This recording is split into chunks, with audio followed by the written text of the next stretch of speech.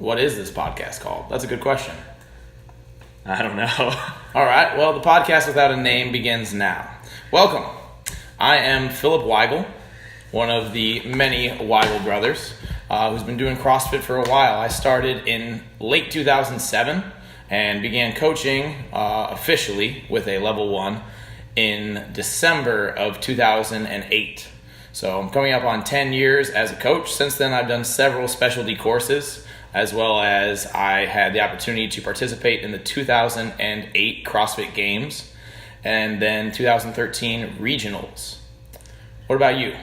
John Michael Weigel. I'm the youngest Weigel brother. I started coaching in 2016, so I have just over 2 years coaching, and I started CrossFit in early 2011, so I have just under 8 years of CrossFit experience.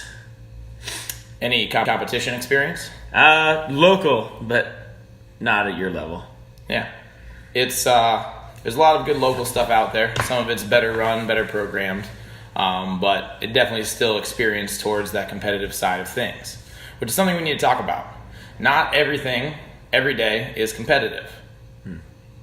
Most of the work you do in the gym should be geared towards a goal. You can't always be breaking that goal, but you have to build your ability to then achieve that goal. That's why we set goals further out, so we can work towards them. It's not an expectation that you're going to always PR. It's an expectation that you're going to push towards a PR at date X. So in that spirit, the spirit of training for a goal, we are spending the next couple months, having just started, I'd say last week is when we really began it, a back squat and cleaning cycle. A lot of reps with both those movements, both technically and with heavier loads trying to build strength. So this week we're starting Monday off with the back squat. The back squat we're going to do this week, we're going to do 2x10 at 60 to 70%, followed by a 3x5 at 70 to 80%, and then finishing a 4x3 at 80 to 90%. The goal of this with the volume is, as we work up in percentages and we get lower in the reps per round, your goal is just to hit consistent and heavy sets. As we try to build from the 10 reps down to the 5 reps to the 3 reps, we want to make all those reps look exactly the same. So as they start to die off, we want the 3 reps to look like the 5 and the 5 to look like the end of the 10. Yeah, so consistency is key. You can't practice something different ways and expect to be able to perform it in a finite manner when the time comes. Now, it's not bad to practice things different ways. There's multiple techniques to do a lot of different things. But we know with a back squat, there's some best practices. And you should be really focused on following those best practices as the weights are lighter and more manageable and they grow to a more significant challenge. A set of 3 at 90% is significant, but it's not overwhelming. It should be something that's a hard push, but you can still hold good positions. If not, then don't go quite to 90%. It's a range, 80 to 90%. We've got plenty of room to play there. The workout that we've got going along with that is a very high intensity one. It's got a 5-minute cap on it. I contend that it can be finished, John Michael. No, it's not going to get finished. We'll see. We'll see if it can be done. It is double dumbbell from ground to overhead with 50 pounders for guys and 35 for ladies. And then box overs going 24 inches tall in the long ways for guys and 20 inches tall in the long ways for ladies. 10, 9, 8, 7, 6, 5, 4, 3, 2, and 1. So it is grab and go and then get on and over that box as fast as you can. There's no time to ease your way into this one. From 3, 2, 1, go, it's out of the gates hard. This workout, however, does allow for a vest, but you can only wear the vest if you can breathe. I mean, if you're trying to go for 5 minutes and you're going to have an issue with breathing, I'd rather see you go without the vest, do the double dumbbells, and push yourself really hard to go unbroken and fast to get as low in those numbers as possible. But if you're confident that that can be done, if you can do those sets unbroken, put a vest on to challenge yourself with that extra weight going over that box and doing the dumbbell ground to overhead. But just know it's only 5 minutes, so we don't have time to stand around. We don't have time to gasp for oxygen. We have to keep moving. We have to stay on the implement. We have to try to keep moving through the dumbbells and then immediately back onto that box. Also, if you do choose to wear a vest, then please just be careful. You need to move fast, but at the same time, you gotta be cognizant. You weigh more. It is not as easy to get on and off that box And there's always a risk of catching yourself on a box, but please be smart about it. All right, this isn't the intention of the vest is never to hurt anyone. It is only to elevate the challenge if you are capable of stepping up to that elevation. Yeah, and I think it's important that the vest can't stop you from doing the dumbbell ground to overhead unbroken. If you're going to put on a vest and then break up the dumbbell ground to overhead, you're missing the stimulus of the 5 minutes. And we're looking for you to go unbroken because once you get past the round of 6, you're kind of home free. It's all small sets, and you really got to gas it up. Another thing to think about, transitions. Put your stuff right beside each other. They have to be close together because one step is all it should take to change from dumbbell time to box over time. There should not be a walk. You can't afford it. All right. Following Monday's squats and blasting intensity. Tuesday it's not intense, but it's a much longer drag, and it's all body weight. We're doing either Cindy or Mary. Cindy is, of course, one of the most famous CrossFit benchmark girl, in quotations, workouts. It is a 20-minute AMRAP of 5 pull-ups, 10 push-ups, and 15 air squats. Mary, the not-so-friendly sister of Cindy, is a 20-minute AMRAP, 5 handstand push-ups, 10 pistols, 15 pull-ups. So it's a little mixed up from Cindy. You take the pull-ups, you put them last, and the air squats become pistols, and the handstand push-ups are just push-ups in Cindy, but they turn into handstand push-ups for Mary. So as usual, if you aren't capable of doing good handstand push-ups, then that set of 5 is going to be very difficult. If you can handle some handstand push-ups, 5 is actually a pretty nice number to start to play around with because it's small enough where maybe you can hold it together, maybe do it in 2 small sets, and then you get to move on to other things to buffer out that work that your shoulders just did. Because you're not going to come back for a while because 10 pistols, they take a bit, and then those 15 pull-ups, unless you're just the gymnast of the week, then you're going to be probably breaking those up before you've gotten through 5 rounds, and that's going to chew up some more time before you get back to the handstand push-up. So be smart here. It's okay to push yourself and do Mary, but you should do that only if you're getting close to proficiency with those handstand push-ups. Most people are probably going to be looking at Cindy. Where do people fall apart in Cindy for the most part, John Michael? I'd say the push-ups in Cindy are where most people are going to fall apart because the air squats, they're 15, but they're very doable and consistent. And the 5 pull-ups, it's not a massive amount of volume. But I also see Mary, I see a big issue there is with the pull-ups because you get 5 rounds in on Mary and you're at 75 pull-ups, whereas 5 rounds in on Cindy is only 25 pull-ups. So I think people have to also be careful. It is higher skill on Mary for the handstand push-ups and pistols, but even if you can do those, be careful because the pull-ups are just going to bite you. Yeah, and the skill in pull-ups is keeping technique the same, right? Yeah. And you do hundreds of reps. Well, that 100th rep should look like the first rep. And if it doesn't, now we're talking about a degradation of your systems and starting to potentially open up our grip to tearing because we've loosened, our shoulders to injury because we're flopping, a lot of different things. So please be real smart with this. Cindy is a fantastic benchmark. And like John Michael said, push-ups. Push-ups is a big blockage for most people. Well, so are the handstand push-ups. And those two go hand in hand. If you're doing your push-ups effectively and well, obviously focused on the hollow first and then proper mechanics moving the body to the floor and off, you're going to get an advantage when we start ticking up to handstand push-ups. A better done push-up transfers much better into the dip and the handstand push-up.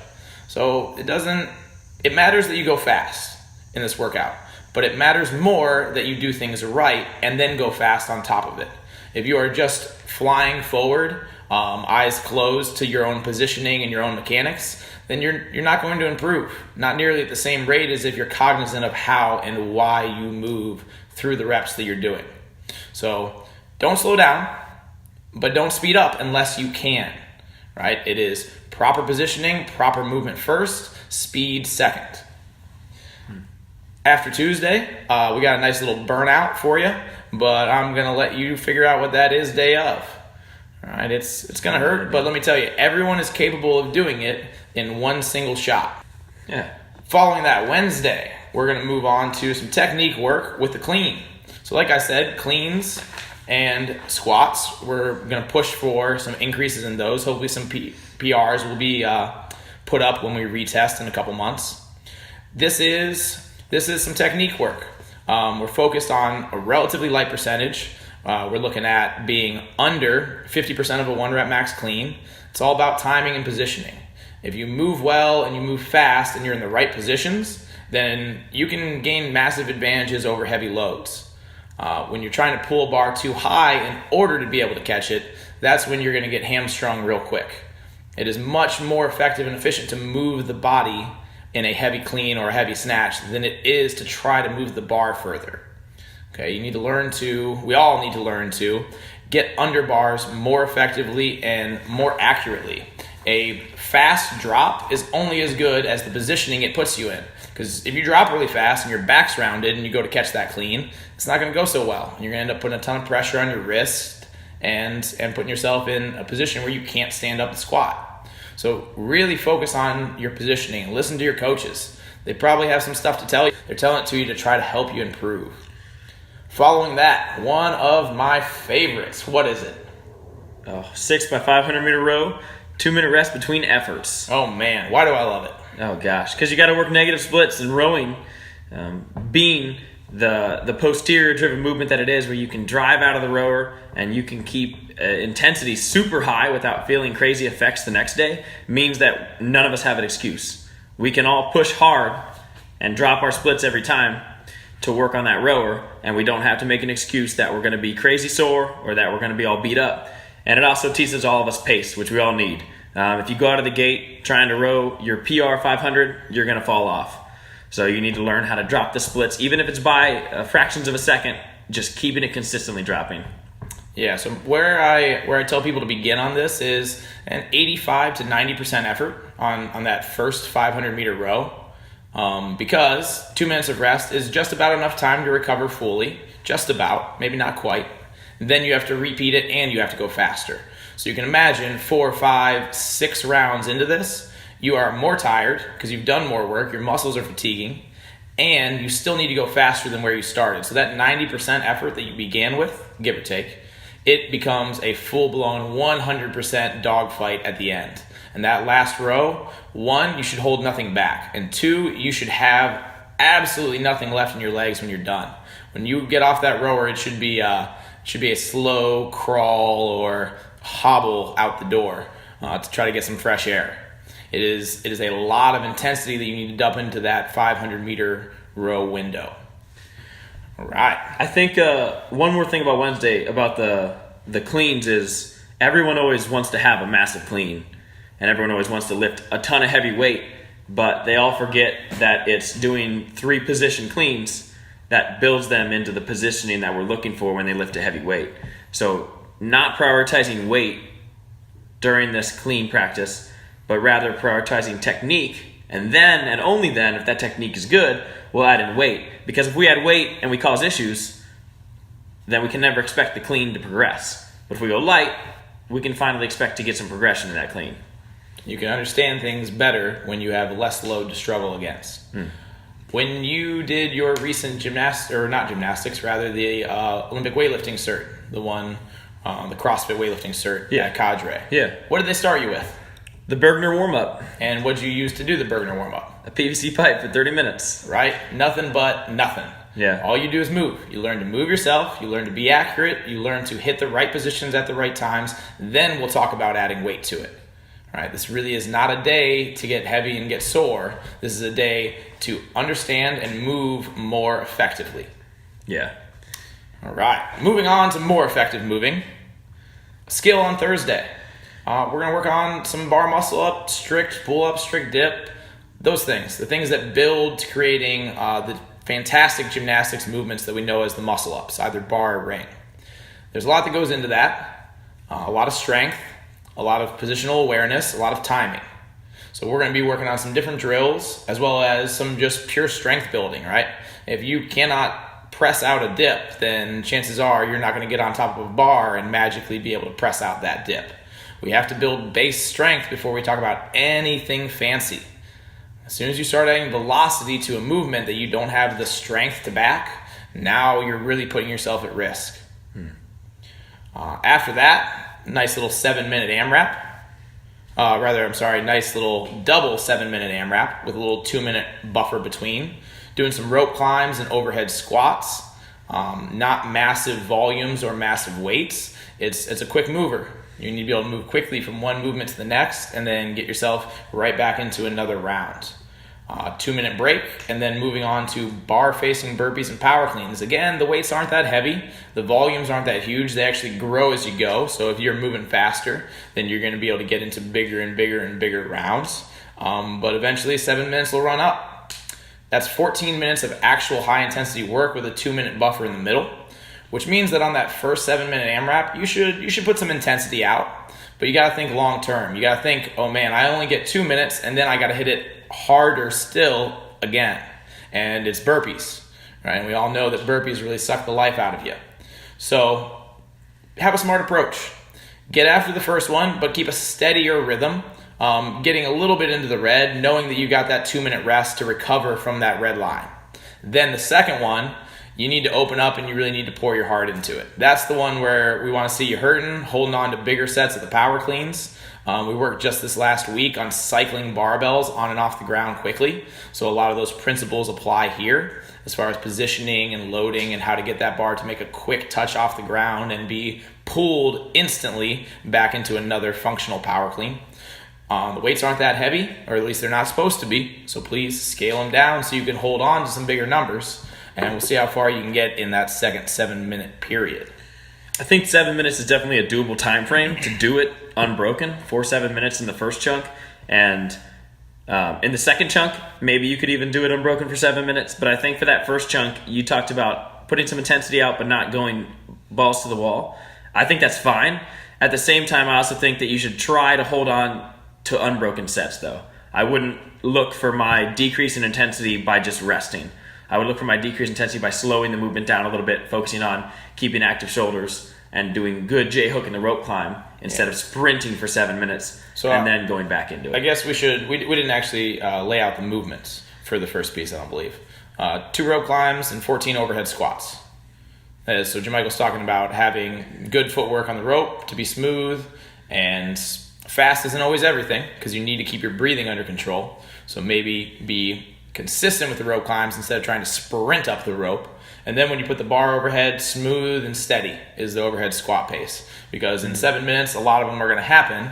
And if you're just sprinting out the gates, then your positioning is going to break down, your shoulders are going to wear out, and then we're going to get to that second period, and those burpees are going to be sloppy as all get out. So yeah, pace it, and pace it through your movement. You don't necessarily need to break things up. You need to move at a pace that allows you to continue.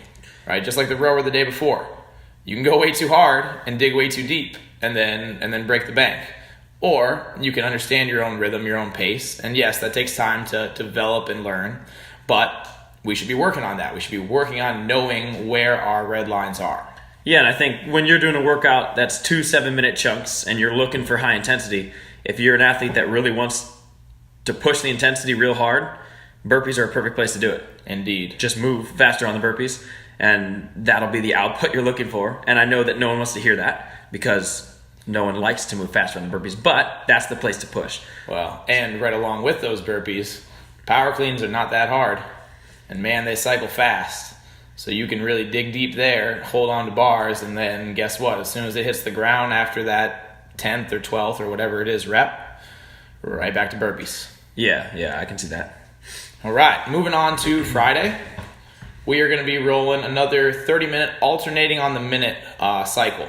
So we've done a couple of these in the past. Something like a skill piece, a piece where you get to jump your heart rate up like rowing or skiing, and then a heavy lift, often like a clean and 2 front squats, which is what we got going on this time. So we're looking at 30 minutes alternating on the minute. First, some handstand walk time. Now, handstand walks aren't for everybody yet. We are trying to build you up towards them. So if you're not ready to kick up and actually walk forward on your hands, well, then let's start with just kicking up to a wall and trying to hold a handstand for 30 seconds. If holding that handstand becomes too easy, then maybe we can flip around, do a wall climb, and start to shoulder tap. Or if you're more advanced, you can actually flip up facing away from the wall and shoulder tap in that plane. It is more difficult to shoulder tap with the heels on the wall than it is with the toes. So play with what you're capable of doing. Right, 30 seconds of shoulder taps is no joke, so it's not going to be easy. But but you're going to get some rest before you start the next minute. The next minute is clean and 2 front squats. And we're looking at a relatively heavy load, 70% of your 1 rep max on a clean. If we can increase, we should. But your heart rate's going to stay high for these whole 30 minutes, relatively high. So if you're not able to control and confidently pull and catch and then do 2 good front squats with your heavier loads, then don't. Stay at 70% or even drop it down if you need to. Right? If your body doesn't say yes to what you're doing that day, then listen to your body. And if your movement looks acceptable, we'll try to push you forward. If your movement looks sloppy, we're probably going to tell you to drop back. But we can't feel that your knee is mad as hell. You got to make that analysis and you got to make the change yourself. So be smart. After those cleans, 30 seconds to do as many doubles as you can. This is going to bump the heart rate up a little bit. It is a chance to focus on speed and accuracy. Okay, we're coming off a heavy clean. You got plenty of rest after the clean and front squats because that should only take maybe 15, 20 seconds. And then the rest of that minute is rest time. So you have your rope in your hands. You get the 3, 2, 1, go. And then it's time to tear them up. How many double unders can you sprint through in 30 seconds? I think on this 30-minute AMRAP or alternate on the minute, what we're looking for in the handstand walk and the shoulder taps and the handstand holds is quality hollow body hold. If you're good at handstand walks, that's great. Are you good with your heels together in a quality hollow?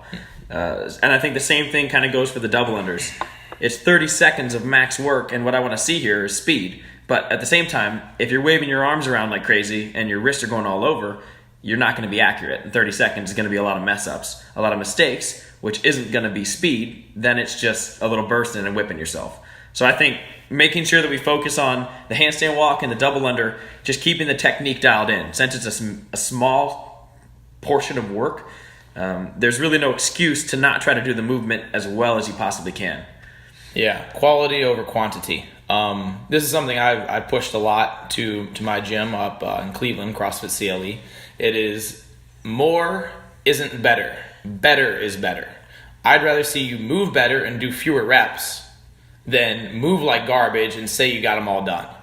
Okay, there's a difference there because a rep done better takes focus. It takes discipline. And it's going to push you further in the long run because now we're not talking about just moving for moving's sake. We're talking about perfecting movement to be a better athlete, a better, more knowledgeable person about our bodies and their ability to move in time and space. Everything we do in CrossFit is stuff that kids can do, right? And when you were a kid, you could flip up in a handstand. You could do a pistol. You had the range of motion, maybe not the strength. But we lose so much of it when we sit around and we live lifestyles that just aren't movement based. We do not move nearly as much as people did hundreds and thousands of years ago. So most of human existence has borne a very different lifestyle in terms of movement.